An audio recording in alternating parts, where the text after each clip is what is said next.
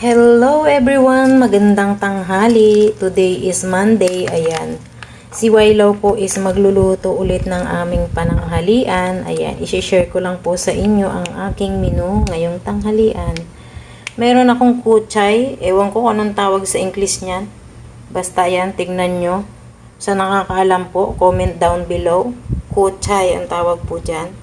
At meron akong frozen na soybeans. Ayan. Igigisa ko lang po siya. Ayan. Ayan na nga. At atin simulan na ang ating pagluluto. Ayan. Hihiwain ko lang itong kuchay. Ayan. Ito. Hiwain na natin ang ating kuchay. Ito itapon natin. Ayan. Slice lang po siya ng maliliit. Kasi pagka hindi po natin to in-slice ng maliliit, mahirap siyang gupit-gupitin. Dahil ang aking alaga hindi na marunong ngumuya. So, kailangan natin ng ayan. Kailangan natin slicein ng napakaliit. Ayan.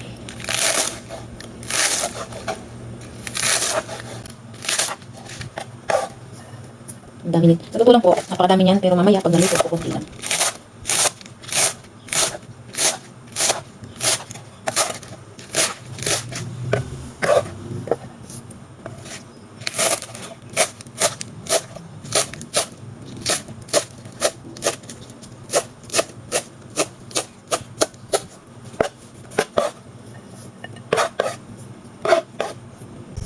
Ito yung ating frozen na soybeans.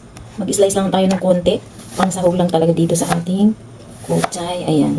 Kung gaano po kaliliit yung slice natin ng kuchay, ganun din po dito. Ayan. Try natin kung madami na ba ito. Ayan. Slice natin ng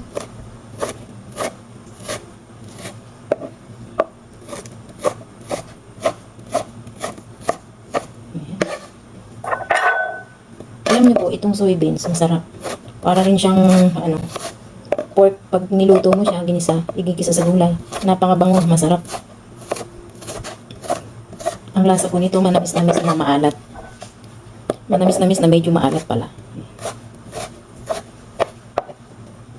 Itong kuchay po, pwede rin siya sa itlog, pwede rin siya sa pusit, pwede rin sa hipon. Ayan. Kumpuni ko sa inyo kung ano ang meron sa rep ninyo.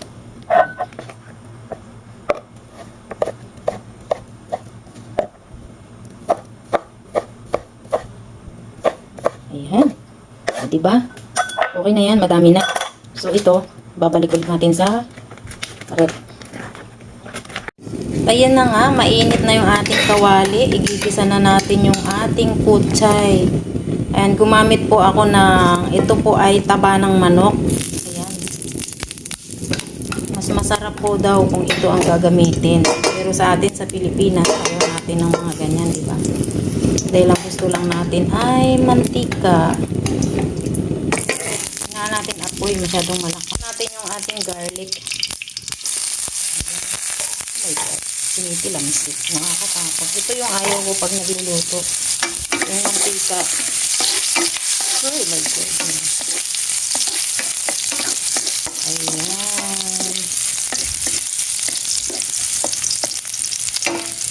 Tayin lang natin maging golden brown ang ating bawang. Ayan.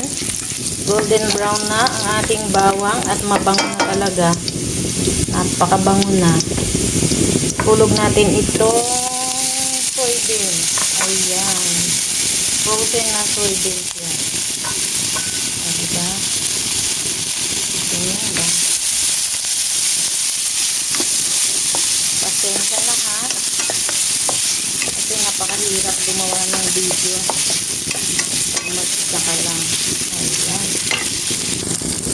Ayan, lagyan natin ng salt. Ayan, konti lang. Okay. At ang ating Maggi Magic Sarap na konti lang din. Okay na yan. Ayan, gisa lang natin. Gisa. Ayan.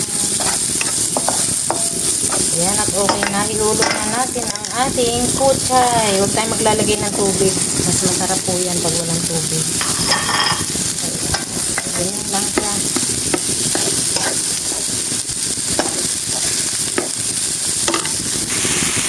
Ayan.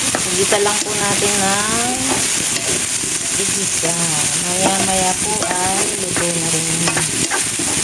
Ito po ay saglit lang ay niluluto na agad. Ayan. Ganyan lang po siya. Ayan. Later, pagka puluto, papakita ko na. Ayan, after 5 minutes, luto na yung ating putay. Ayan. O diba? Sarap na yan. Hanguin na natin. Lagay na natin sa pinggan. Ayan, ang ating masarap na putay.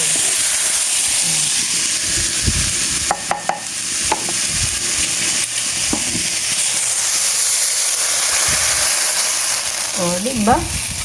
Ayan. Pag nagisa po kayo nito, huwag kayong maglalagay ng tubig. Kasi po, mas masarap ang gulay pag ginigisa ng walang tubig. Kung maglalagay man po kayo ng tubig, huwag po gaanong madami. Konti lang talaga. Siguro mga 3 spoon na tubig, ganon. Tapos, medium lang yung inyong apoy para yung gulay, hindi siya nag-iitim-itim. Ayan, o, diba? Sarap. Sarap na kain ni Lola niyan mamaya. O, tapos, magprito naman tayo ng ating isda. Ayan, meron akong isda. Ayan. Yan lang ang ating ulam today.